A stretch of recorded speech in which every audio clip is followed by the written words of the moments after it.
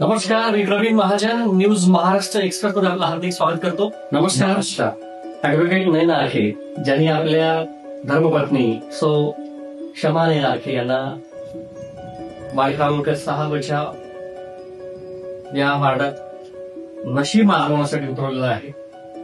आपण वकील क्षेत्राला नुकतंच पाऊल ठेवलेलं आहे आणि आता या निवडणुकीतही आपण आपल्या पत्नीच्या माध्यमातून एक तो चाल पुढे अशी भूमिका घेत आहे. वास्तविक शिक्षण क्षेत्रामध्ये आणि प्रशासन ज्या काही भूमिका आहेत तुमच्या, आरोग्य क्षेत्र असेल किंवा अन्य क्षेत्र असेल, त्यात तुम्ही चांगलं काम करताय. पण मग असं असेल काय वाटतं तुम्हाला की आपण राष्ट्रात जाऊन काहीतरी करा?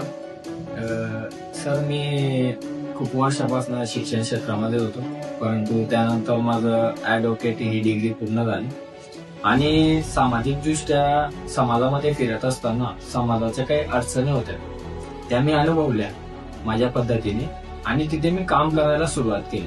सामाजिक, आर्थिक, शैक्षणिक या सर्व गोष्टी एक मूलभूत गरज म्हणून आता लोकांच्या झालेल्या आहेत आणि ह्या गरजा पूर्ण होण्यासाठी आपल्याला शिक्षण क्षेत्रातून मला राजकारणात यावं लागलं. त्याचं कारण होतं की समाजाच्या मेन म्हणजे समस्या, या समस्यांचं समाधान कोणीच करत नव्हतं.